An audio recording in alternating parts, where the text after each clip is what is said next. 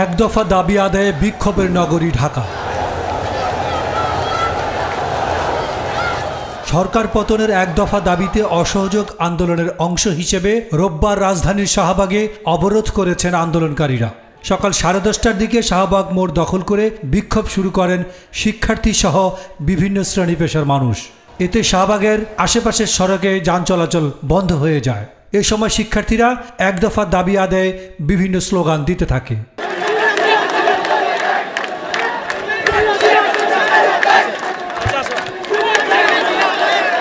কর্মসূচি সফল করতে স্কুল, কলেজ, বিশ্ববিদ্যালয়, প্রাইভেট বিশ্ববিদ্যালয়, মাদ্রাসা শিক্ষার্থী, শ্রমজীবী, পেশাজীবী, রাজনৈতিক, অরাজনৈতিক নির্বিশেষে আপামর জনসাধারণকে রাজপথে নেমে আসার আহ্বান জানানো হয়। আমাদের তারা রাজাকার বলছে, আমাদের বুকে বাংলাদেশের ছবি, আমাদের মাথার মধ্যে বাংলাদেশ, আর তারা হেলমেট পায়নি, তারা হেলমেট মাথায় দিয়া বলে তারা মুক্তিযুদ্ধ, আমরা রাজাকার। আমরা যদি রাজাকার হই তাহলে আসেন, আপনারা আসেন আমাদের সাথে লাগেন, আপনি পতাকা পিছে রেখা বৈশা বৈশা সম্মেলন করেন, আর আমরা পতাকা মাথায় রেখা সেলিউট দিয়ে বলতেছি আসেন আপনারা আসেন। আমাদের দাবি একটাই, এক দফা, আমরা স্বৈরাচারের পদত্যাগ চাই। এর আগে রাজধানীর শাহবাগে বঙ্গবন্ধু শেখ মুজিব মেডিকেল বিশ্ববিদ্যালয়ের পার্কিং করে রাখা প্রায় 50টি গাড়িতে আগুন লাগিয়ে দেয় দুর্বৃত্তরা।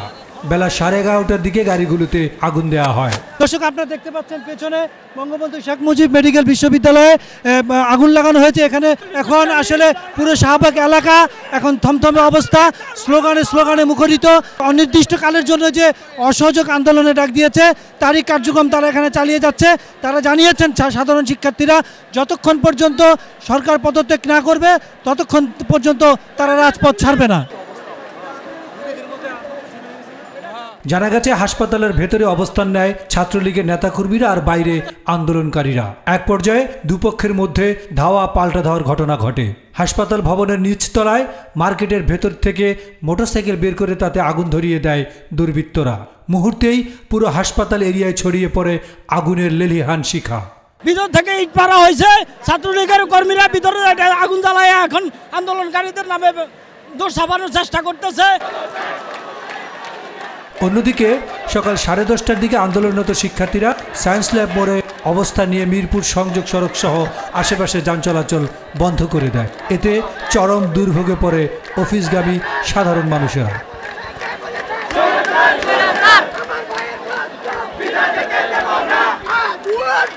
আল আমিন সেলিম, গণমানুষের আওয়াজ, ঢাকা।